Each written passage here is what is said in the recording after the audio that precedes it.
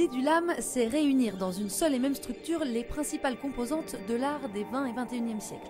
L'art moderne, l'art contemporain et celui à l'origine des changements, agrandissement et rénovation du musée, l'art brut. C'est en 1999 que l'aventure commence. Le musée fait l'acquisition de la plus importante collection d'art brut de France. Sa mise en valeur est alors évidente, il faut agrandir.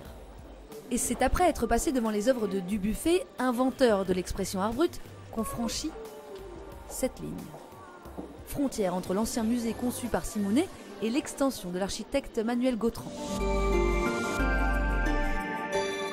L'architecte, en fait, elle a voulu envelopper le nouveau musée pour ne pas détruire le musée déjà actuel. Donc ça, moi, je trouve que c'est une bonne idée de garder et de conserver l'ancien et de juste venir l'améliorer, quoi, en fait. Une amélioration réussie, tout en arrondi qui bluffe le public. Je suis venue il y a plusieurs années ici, notamment quand j'étais petite, avec les classes pour découvrir tout ce qui était art contemporain.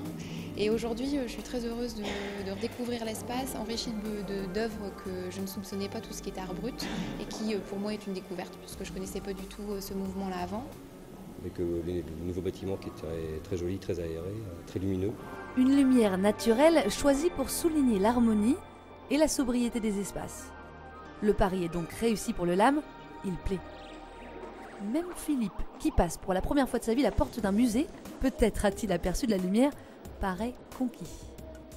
Je suis venu par curiosité, donc je trouve ça étrange, certaines choses, parce qu'on les voit dans la vie parfois de tous les jours, traîner dans les fossés, mais là c'est aménagé différemment quand même.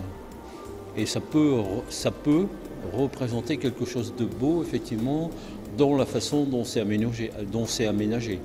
Après, on aime ou on n'aime pas. Ça, je verrais bien avec le recul, quoi. Et pour inaugurer le LAM, une exposition temporaire, son titre « Habiter poétiquement le monde ». Et selon Sabine, c'est un véritable cadeau pour les visiteurs. L'exposition temporaire, elle, croise l'art contemporain et l'art brut. Et c'est aussi une proposition pour regarder des œuvres d'art contemporain à travers des thèmes, des associations que l'on porte d'habitude plutôt sur l'art brut. Donc c'est vraiment pour nous, je pense et j'espère que pour les visiteurs aussi, ça sera une autre façon de parcourir le musée et une autre façon d'habiter le monde. 4000 m² de surface, plus de 4500 œuvres et une exposition permanente d'art brut qui fait du LAM le premier musée d'art brut en France.